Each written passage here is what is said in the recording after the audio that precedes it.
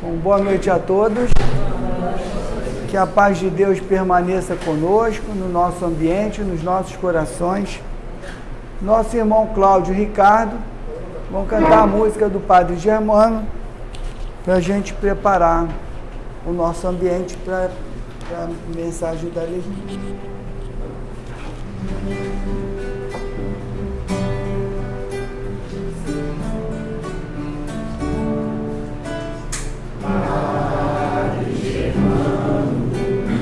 Olhai por nós, dai-nos a bênção do Senhor.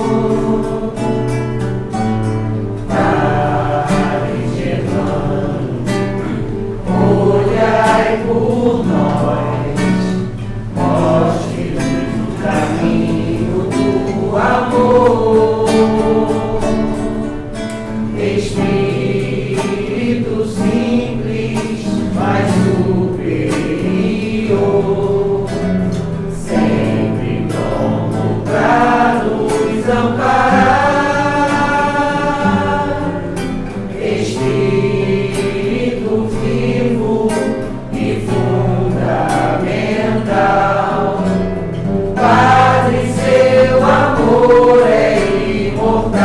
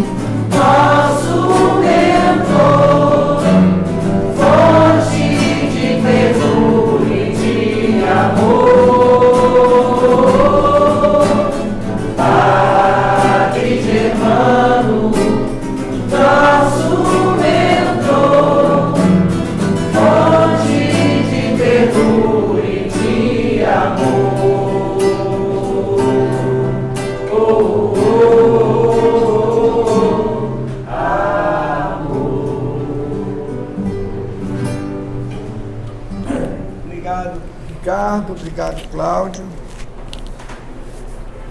Vamos agora, meus irmãos, fazer a leitura de uma mensagem do livro Vinha de Luz, que foi psicografado pelo nosso querido irmão Chico Xavier, pelo Espírito de Emmanuel. E a mensagem diz assim: cooperemos fielmente, pois somos cooperadores de Deus. Está em Paulo, na primeira carta aos Coríntios, capítulo 3, versículo 9. O Pai é o supremo criador da vida, mas o homem pode ser fiel cooperador dele. Deus visita a criatura pela própria criatura. Almas cerradas sobre si mesmas declarar-se-ão incapazes de serviços nobres, afirmar-se-ão empobrecidas e incompetentes. Há companheiros que atingem o disparate de se proclamarem tão pecadores e tão maus que se sentem inabilitados a qualquer espécie de concurso sadio na obra cristã, como se os devedores e os ignorantes não necessitassem trabalhar na própria melhoria. As portas da colaboração com o divino amor, porém, permanecem abertas, e qualquer homem de mediana razão pode identificar a chamada para o serviço de Deus. Cultivemos o bem, eliminando o mal. Façamos luz onde há trevas. Conduzamos a harmonia às zonas de discórdia. Ajudemos a ignorância com o esclarecimento fraterno. Seja o amor ao próximo nossa base essencial em toda a construção no caminho evolutivo. Até agora, temos sido pesados à economia da vida. Filhos perdulários ante o orçamento divino, temos despendido preciosas energias em numerosas existências, desviando-as para o terreno escuro das retificações difíceis ou do cárcere expiatório. Ao que nos parece, portanto, segundo os conhecimentos que possuímos, por, entre aspas, acréscimo da misericórdia, Já é tempo de cooperarmos fielmente com Deus no desempenho da nossa tarefa humilde. Bom, meus irmãos, a nossa mensagem nos traz um chamamento, né? Porque todos nós somos pecadores, isso ninguém tem dúvida. Todos nós temos limitações, todos nós temos, mas todos nós somos potencialidades de Deus. Todos nós somos capazes de fazer o bem com aquilo que a gente tem. Se não tem dinheiro, faz o bem com amor, com um abraço, com uma palavra de conforto, com uma palavra de amor, com a confiança, eu estou do seu lado, você não está sozinho não, vamos lá, vai dar tudo certo. Gente, isso aí na hora de agonia, na hora que a gente está desesperançoso, isso aí é tudo. E não nos custa nada. Então todos nós, por mais imperfeitos que sejamos, por mais que tenhamos tantas limitações, somos chamados diariamente ao trabalho com Deus e podemos executar sim.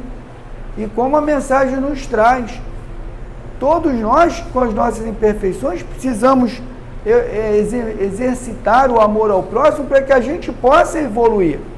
Ah, se eu ainda tenho muitos defeitos, eu vou começar a conquistar as virtudes exercitando o amor.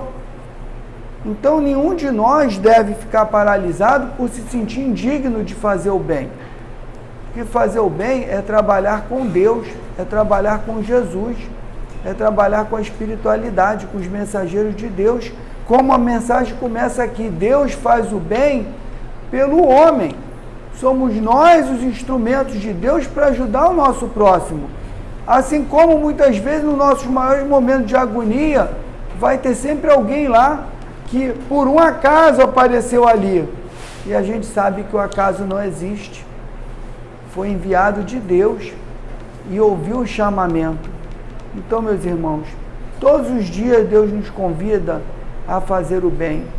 Às vezes minimamente, às vezes a gente faz tão naturalidade que a gente não se dá conta, mas que estejamos dispostos diariamente a fazer o bem, a abrir o coração, enxergar o nosso próximo com empatia, porque se estivéssemos no lugar daquele companheiro, daquela companheira que passa por um momento de dificuldade, gostaríamos de receber sim a atenção, o apoio, o amparo, o abraço, o sentimento de amor.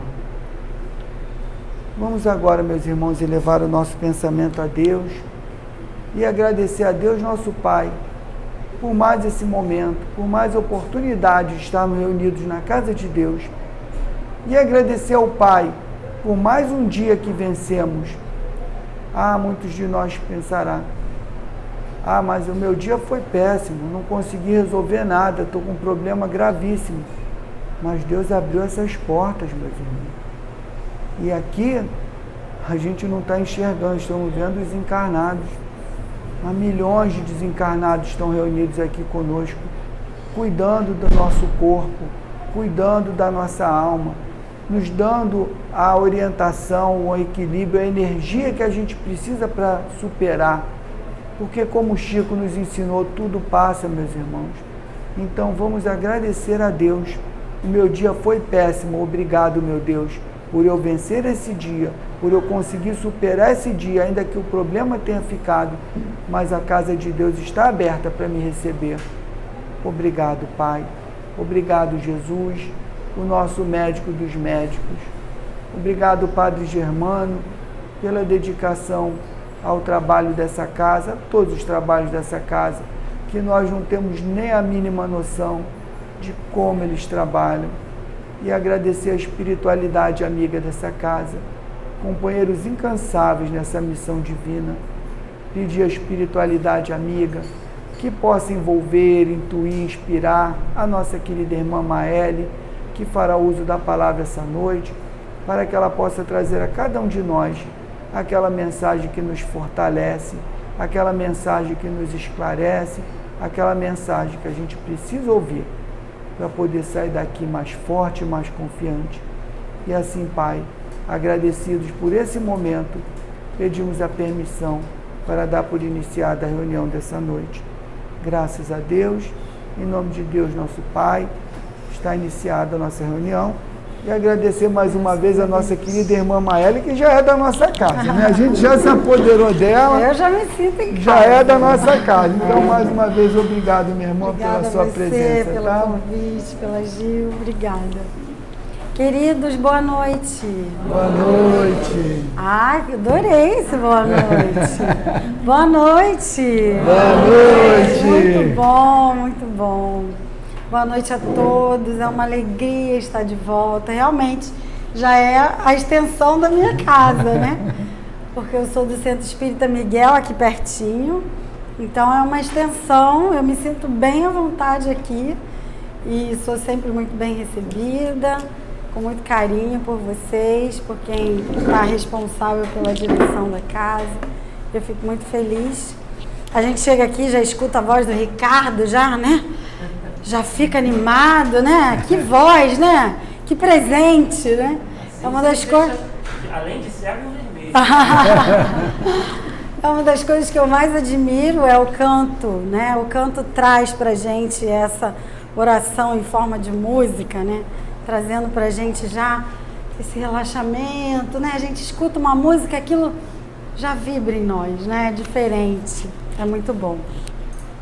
Então, o tema da noite tá aqui, ó. Vim para que tenhas vida e tenha em abundância, ou e vida em abundância, tem várias traduções, né?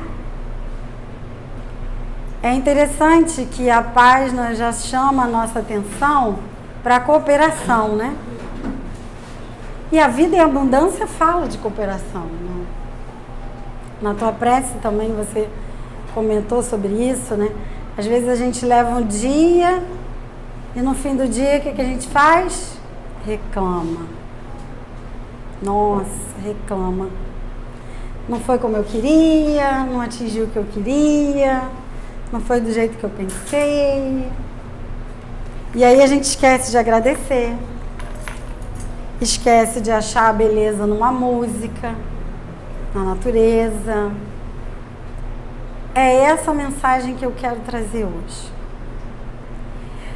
Eu não escrevi nada aqui no papel, eu acho que eu escrevi 2 linhas, porque a gente precisa entender o que Jesus está querendo dizer com essa frase, né? Será que é uma abundância de ter? Então ele chegou e a gente teria uma vida farta, opulenta, e efetivamente aquele povo passava muitas misérias, né? Todo mundo sabe a história. Será que era essa a vida abundante que ele estava trazendo? Se a gente for caminhar um pouquinho, a gente vai caminhar, óbvio, a gente já está no século XXI, a gente vai perceber que essa abundância, quando o Espiritismo chega até nós, nos fala de uma abundância espiritual. Não é uma abundância física. Não que ela não seja importante. Isso é uma confusão que a gente faz, muito grave. Certa vez, Kardec perguntou aos espíritos, e se não me engano, isso está no livro Obras Póstumas. Ele perguntou aos espíritos se as agonias que ele vivia, as agruras materiais, as insatisfações, as dificuldades que ele passava, se a espiritualidade levava isso em conta. E a espiritualidade diz para ele: é claro, se assim não fosse, nós não te amaríamos. Então, às vezes a gente acha que as coisas cotidianas do dia a dia, o nosso trabalho, nossa família, sociedade, as coisas que a gente faz material, elas não têm muita importância. Às vezes a gente cai um pouco nessa cilada, mesmo sendo espírita. Eu diria que principalmente sendo espírita, infelizmente. Porque aí a gente leva o espírito lá em cima e coloca a matéria aqui embaixo. Esquecendo que, na verdade, você faz uma evolução em 2 vias. Não existe lá e cá. Existe um intercâmbio. Então, o que eu vivo na matéria também é importante para Deus. Porque caso assim não fosse, Ele não nos amaria. Então, quando a gente chega com um discurso de pobreza, larga tudo, nananã, cada discípulo com a sua missão. Talvez a sua não precise passar por isso. Então, às vezes, a gente se margeia por esses grandes vultos da história, que servem de exemplo para nós, mas às vezes a gente se margeia pela parte que não deveríamos. Deveria ser a parte moral. Mas a gente se apega ao que é menor. Ah, então será que eu tenho que largar tudo? Jesus falou lá para o jovem rico, larga tudo, me segue. A gente precisa pegar o Evangelho e entender qual mensagem é para mim. Não é todo o Evangelho para mim? Sim. Mas nem tudo eu vou executar, nem tudo está na minha pauta. Porque eu estou em sociedade, cada um vai ter a sua parte, a sua finalidade.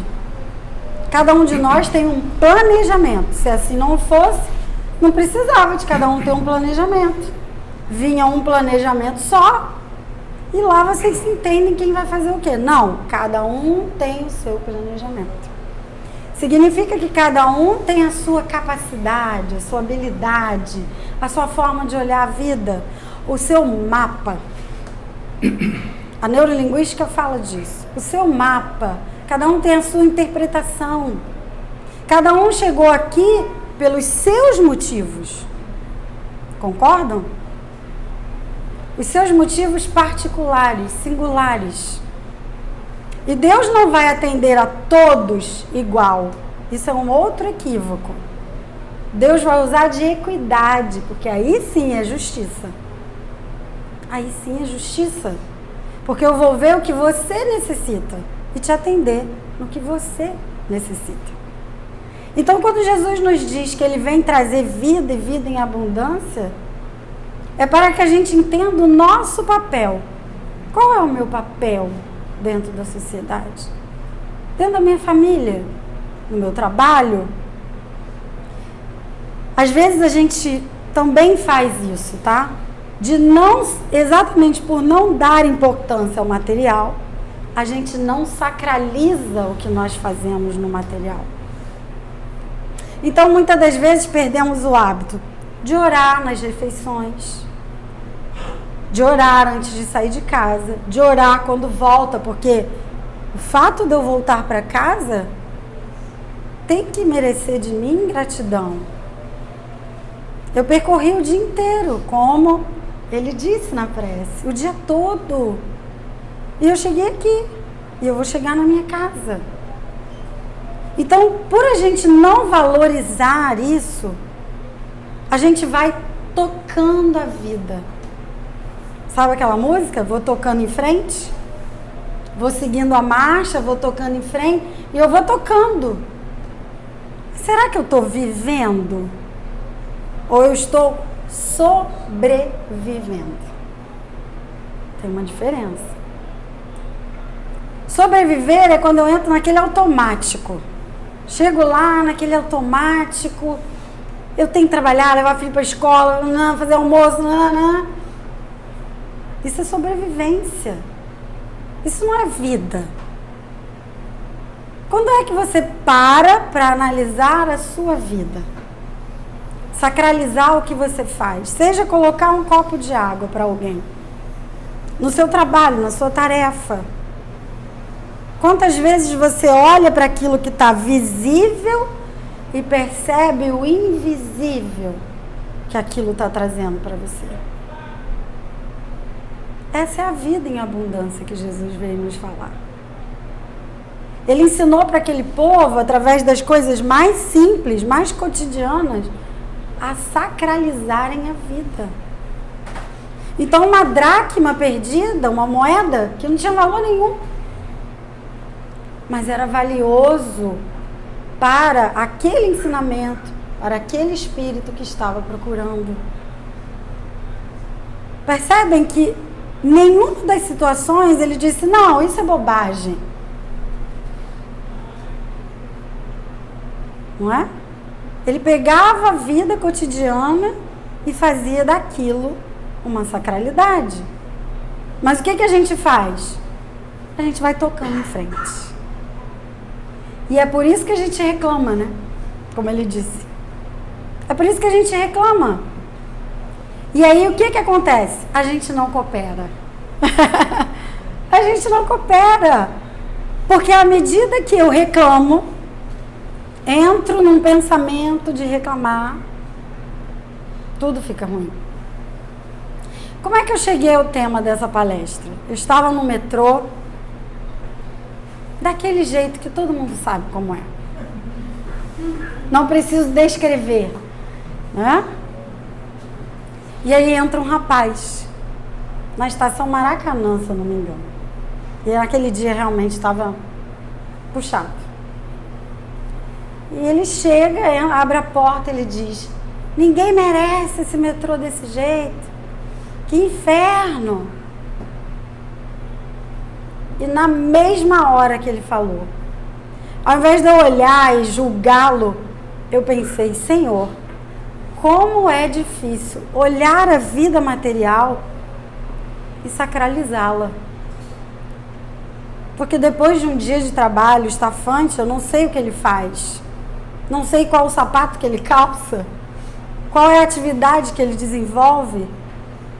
E na mesma hora eu fiquei numa reflexão muito profunda de o quanto é difícil enxergar Jesus. Não vou dizer nem Deus. Quer entrar, minha irmã? Pode entrar.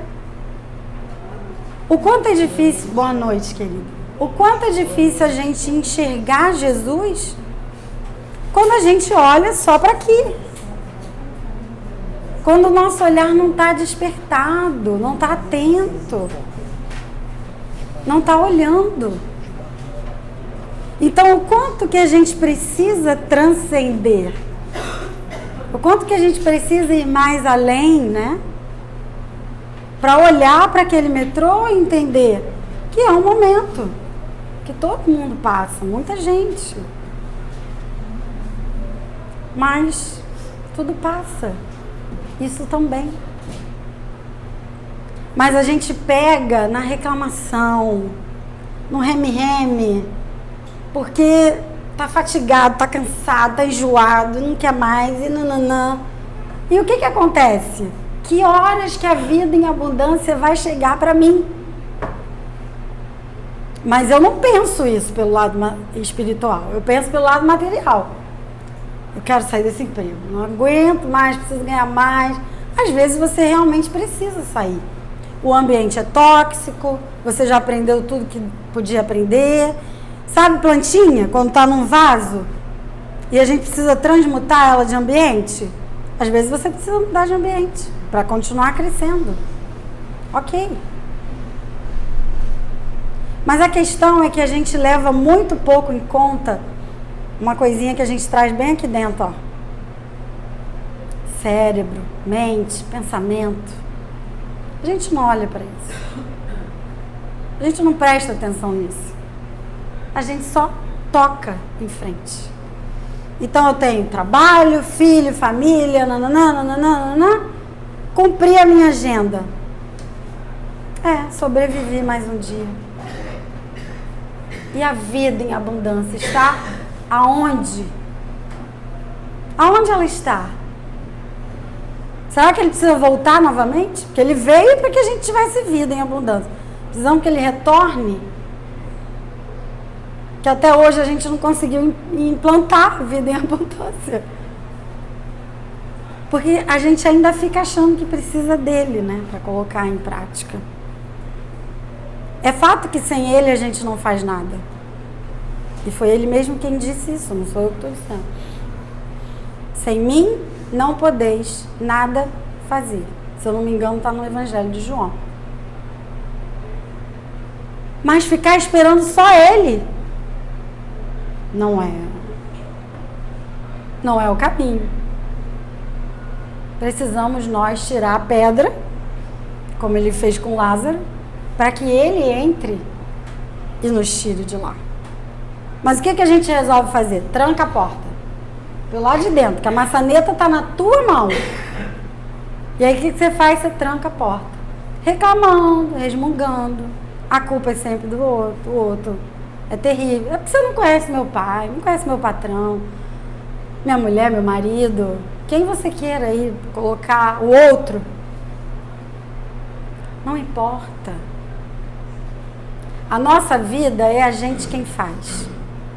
Se a gente não assumir a responsabilidade dela, vai ficar difícil. E é por isso que a gente chegou onde a gente está. Mais de 2000 anos passaram e o que a gente fez? Fizemos muitas coisas.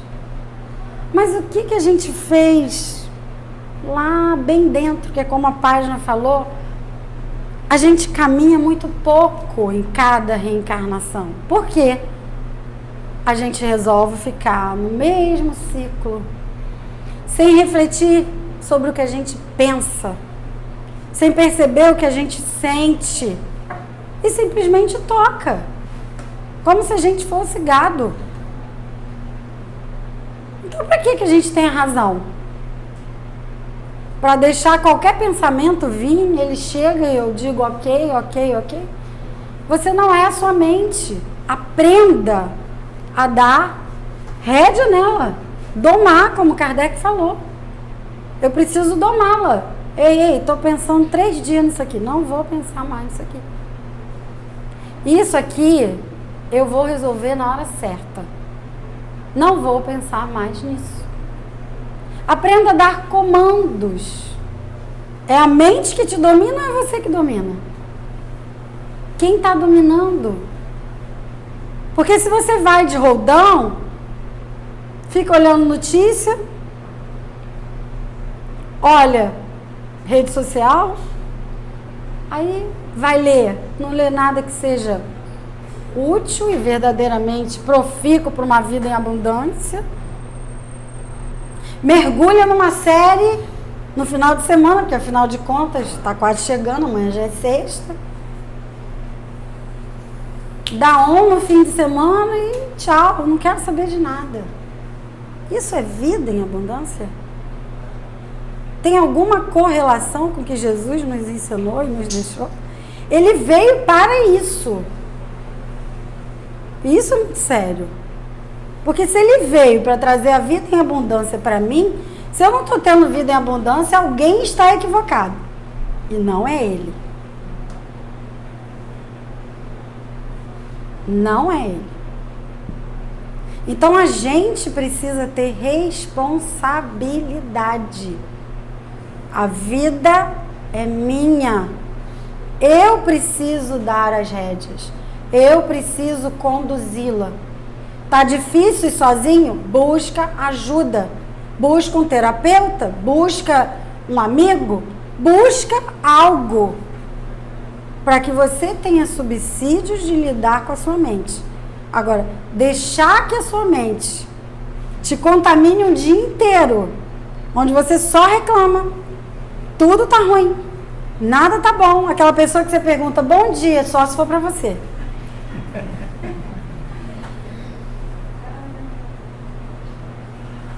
Aí quando chega na rede social, ele coloca foto rindo, dá bom dia, mas se você perguntar, só se for para você. Que vida fake é essa? Isso não tem nada a ver com abundância. Você pode e deve usar a rede social, porque como diz Joana, ela é um elemento de progresso humano. Foi feita para eu me conectar a você e a outros vocês que existem por aí. Agora, como eu utilizo a rede, aí é comigo. Aí é comigo. Não adianta ficar vendo inutilidade o dia inteiro. Isso não vai te nutrir de nada. E aonde é que vai vir a abundância? Você troca a planta de vaso para acontecer o quê? Para que ela cresça, né? E aí você faz o que com ela? Você rega, você cuida. E da sua mente você faz o quê? Você deixa ela morrendo naquele vaso ali, abafada? Você não percebe que já não é mais tempo de pensar aquelas coisas?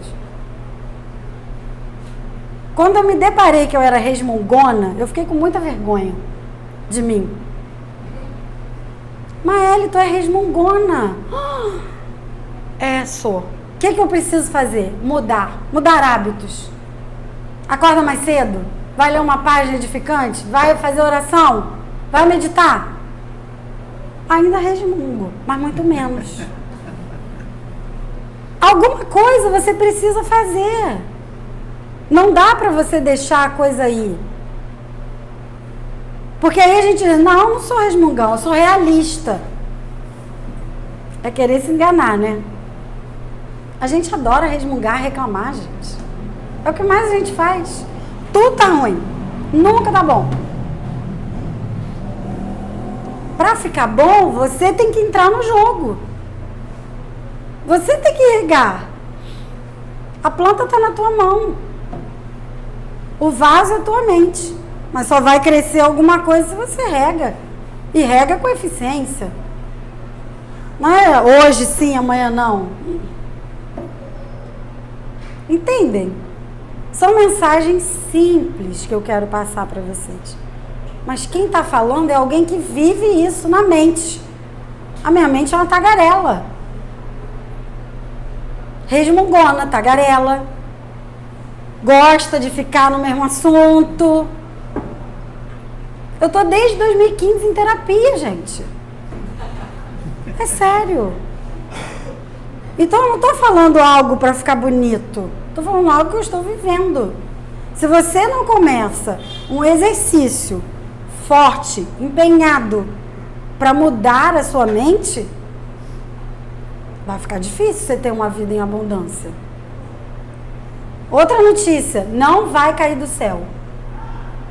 Não vai. Você já sabe disso, porque você é espírita igual a mim, está estudando igual a mim, sabe que não tem milagre.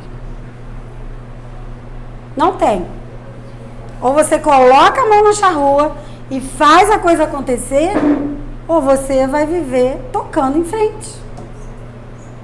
A espiritualidade um dia desse trouxe uma mensagem na mesa mediúnica e disse pra gente: vocês não precisam mais sobreviver, vocês já podem viver a vida em abundância que Jesus trouxe.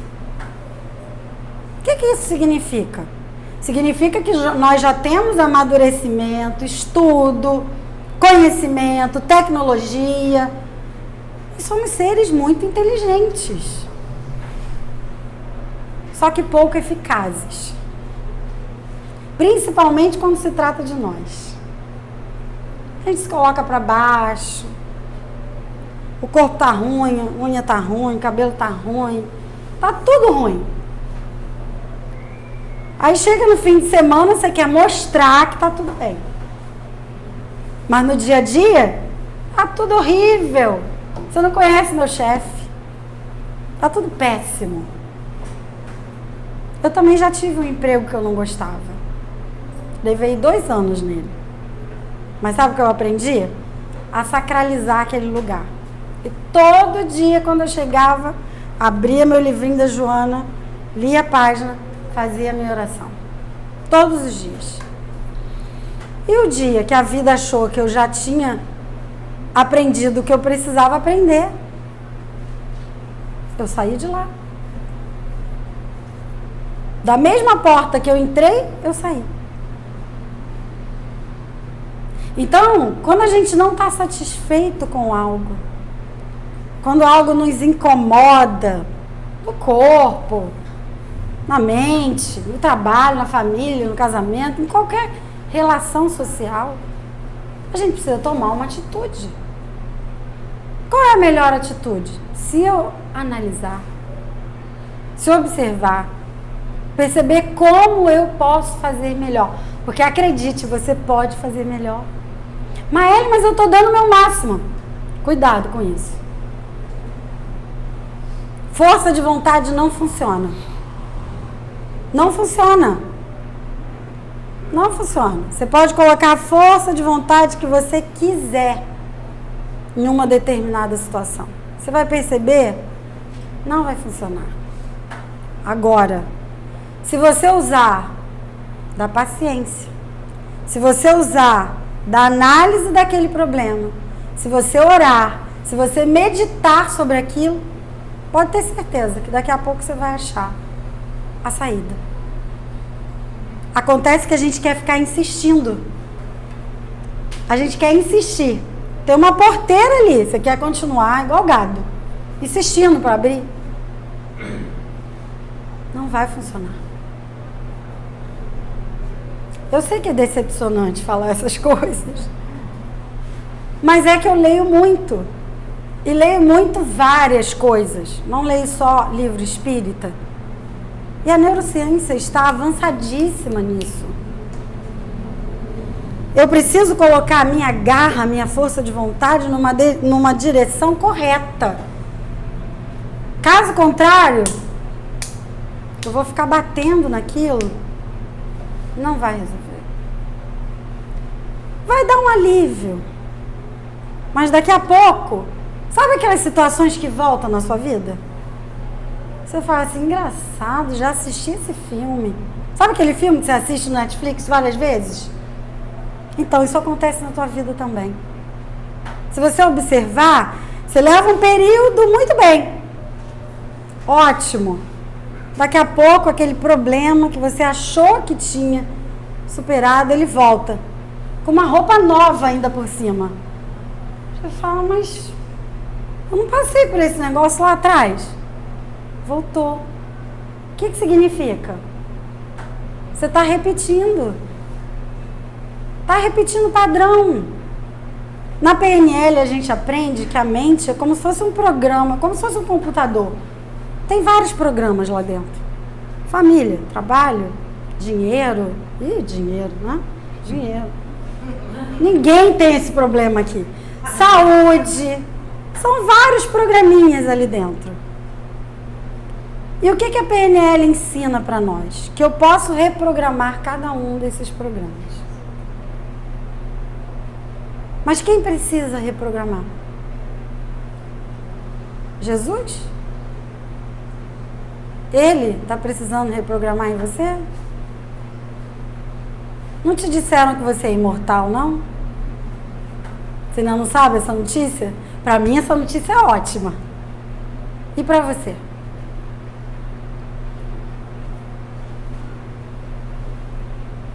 Porque tem gente que eu acho que preferia saber que isso não existe.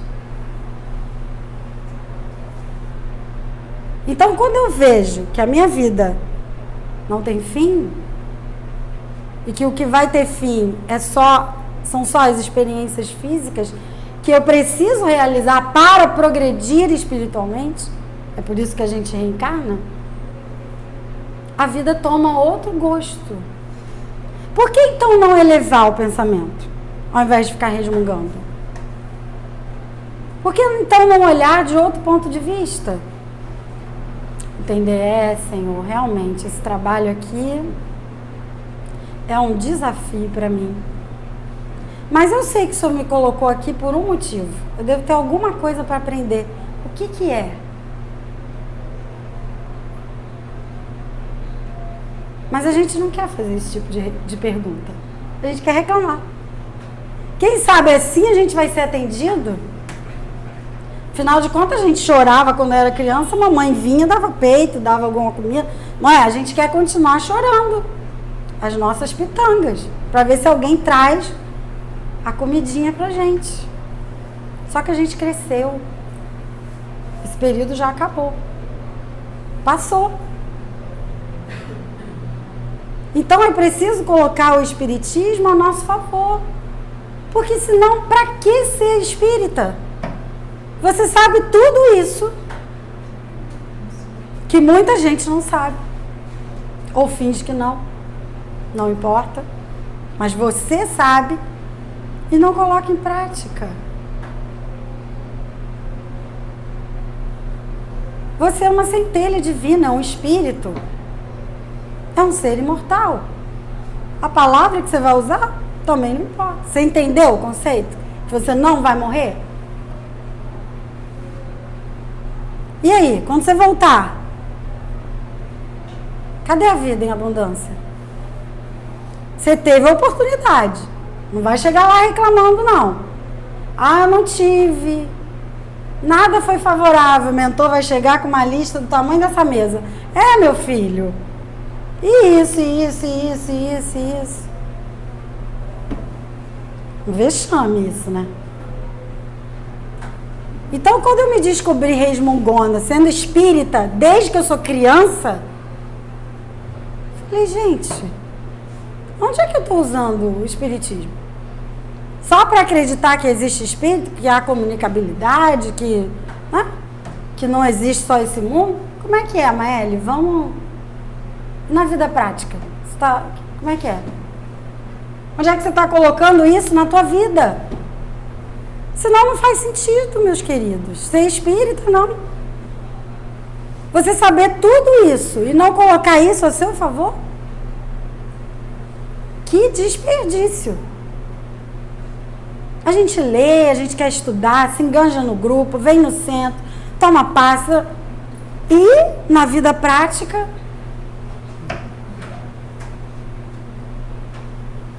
não vai rolar. Se a gente não começar a colocar a mão na enxada para fazer a coisa acontecer. Lembra que a sua mente é responsabilidade sua. Ah, mas eu devo ter algum obsessor. É também responsabilidade sua. Ele não chegou até você por acaso. Todo mundo sabe que a lei da atração existe. Isso não é novidade para ninguém. A ciência comprova. Tem 1 milhão de livros dizendo a mesma coisa. Então não venha me dizer que ele chegou por acaso. Você o convidou. Porque a mente está naquele redemoinho. A dele também. Encontrei um coleguinha para ficar junto, pensando junto. É isso. A gente gosta de colocar no outro aquilo que é nosso. Quando ele vem trazer a vida em abundância, ele coloca a responsabilidade em nós, para nós. Ele garante que vai estar ao nosso lado. Isso foi algo que ele nos disse no último encontro. Quando ele ressuscita, volta, vê os apóstolos, ele diz exatamente isso. Eu estarei convosco. Então a gente não tem dúvida que ele está. Mas e eu? Onde eu estou?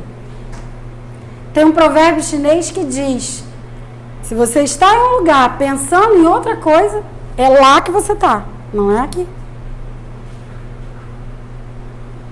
Não é aqui. Se a mente está vagando, é lá que ela está.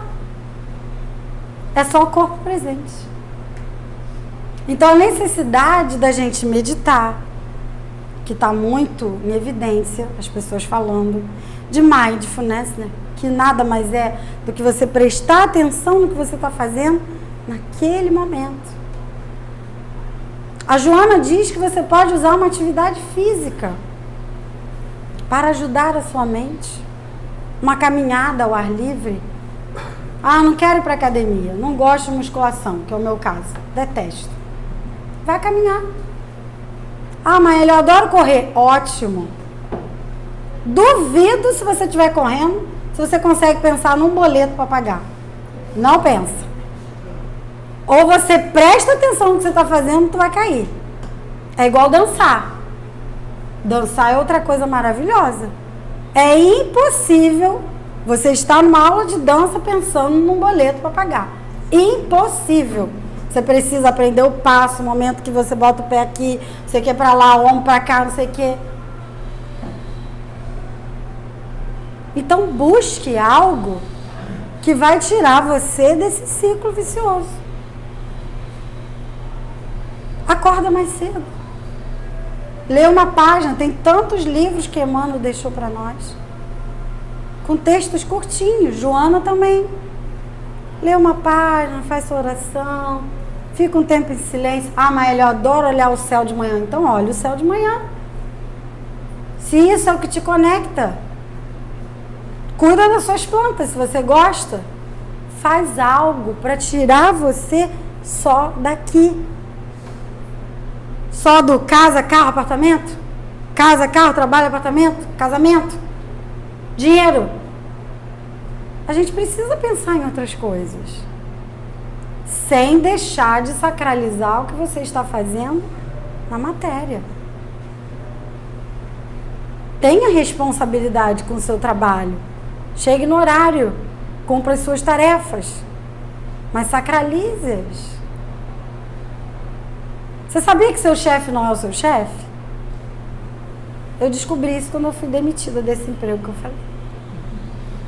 Teu chefe não é o teu chefe. Teu chefe é um intermediário entre Deus e você. Ele não é o teu chefe. Ele não governa para onde você vai, o caminho da tua vida. Não está na mão dele. Então, o que ele pedir, faça com a devida gratidão e o devido valor de alguém que está intermediando para que você tenha condições financeiras de bancar a sua vida material. Olhando assim, a coisa muda. Ele deixa de ser aquele que você chama ele e passa a ser um irmão, alguém que está ali para te ajudar. Mas que ele não detém a sua vida. Ele não sabe. Então, meus queridos, é isso que eu quero deixar para hoje. A vida em abundância, ela está muito mais perto do que a gente pode imaginar. Acontece que o mundo lá fora nos diz ao contrário. E aí a gente vai sendo influenciado por esse mundo, achando que a gente precisa ter um monte de coisa para poder ter a vida em abundância. Mas a gente não precisa. O ter é consequência do ser. Se eu sou aquilo ali, se eu estou presente, se eu faço aquilo com amor, seja o que for, a comida da minha casa, varrer a minha casa, ou qualquer coisa que você faça, você vai perceber que as coisas virão. As coisas vão prosperar e virão. Agora a gente quer buscar as coisas e não olha para aquilo que está pertinho. A gente não costuma se enxergar. Só para olhar para o espelho e dizer que está ruim. Mas é se enxergar lá dentro. Quais são os seus valores, as suas habilidades? O que você faz muito bem? O que você gosta de fazer? Comece a se fazer pequenas perguntas e vai descobrindo como é que você pode lidar com essa mente bombardeada de tanta informação. Bloqueia certas informações. Sai de certos grupos de WhatsApp. Não leia certas notícias. Mude os livros. Não sei o que você vai fazer. Eu sei o que eu fiz. Então, quando a gente traz o que a gente fez com a gente quer que o outro também consiga fazer na deles. É isso que eu quero deixar para vocês. Vocês também conseguem fazer. Isso não é um privilégio de Santo Agostinho, de Madre Teresa. Não, nós também conseguimos fazer. Se a gente colocar as mínimas coisas, a gente consegue fazer. Que tenhamos todos uma vida em abundância, que a gente realmente empreende ao nosso favor. Nós somos a nossa melhor empresa e ela precisa ter sucesso. E o sucesso a gente pode alcançar. Ok? Fiquem em paz. Que Jesus os abençoe. Obrigado, Maeli. Eita, como é bom ouvir essas coisas. Bom, vamos passar para a segunda parte, que são os passes. E aos nossos irmãos que vão assistir o nosso vídeo, que Deus abençoe os lares e os corações.